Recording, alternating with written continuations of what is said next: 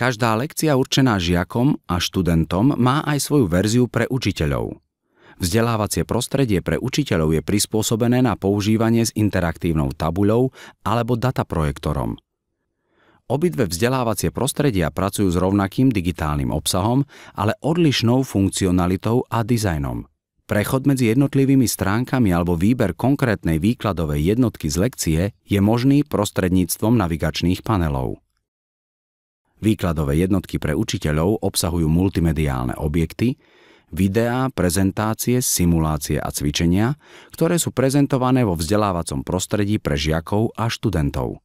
Učiteľ môže jednoduchým kliknutím video prehrať, pozastaviť alebo opätovne spustiť. Vzdelávacie prostredie pre učiteľov ponúka rôzne možnosti úpravy a modifikácie digitálneho obsahu jednotlivých lekcií podľa potrieb alebo vzdelávacích metód učiteľov. Každá lekcia pre učiteľov obsahuje panel nástrojov s rôznymi možnosťami. Kliknutím na tlačidlo Otvoriť, zatvoriť je možné ponuku panela nástrojov rozšíriť. Prostredníctvom nástroja Upraviť lekciu učiteľ môže zobraziť a modifikovať obsah danej lekcie.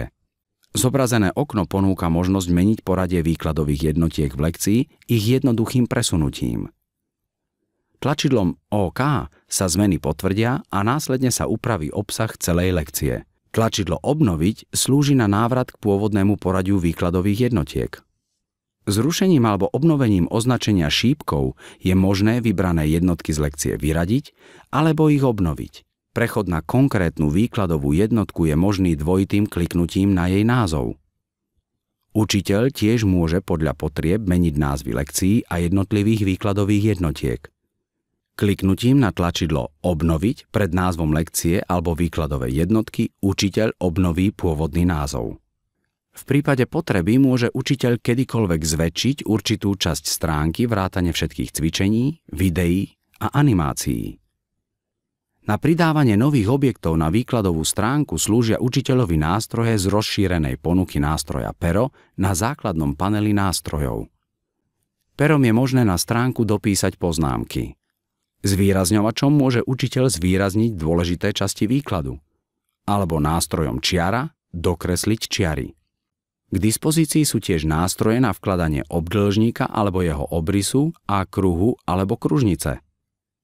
Pomocou ďalších nástrojov je možné zmeniť farbu a hrúbku vkladaných objektov alebo vložiť textové pole s doplňujúcim výkladovým textom.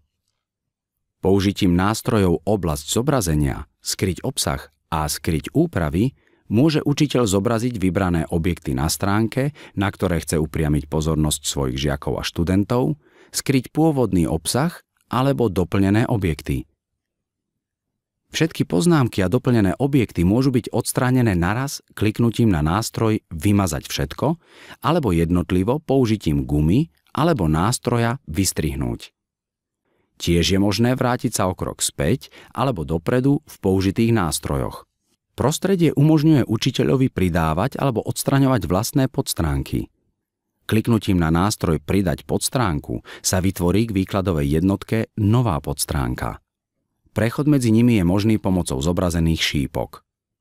Výkladové jednotky obsahujúce cvičenia pomáhajú učiteľovi overovať, či žiaci a študenti správne pochopili predchádzajúci výklad. Učiteľ môže napríklad požiadať študenta o vyriešenie zadanej úlohy a potom jeho odpoveď overiť výberom príslušnej odpovede v cvičení. Kliknutím na Obnoviť sa vráti cvičenie do pôvodného stavu.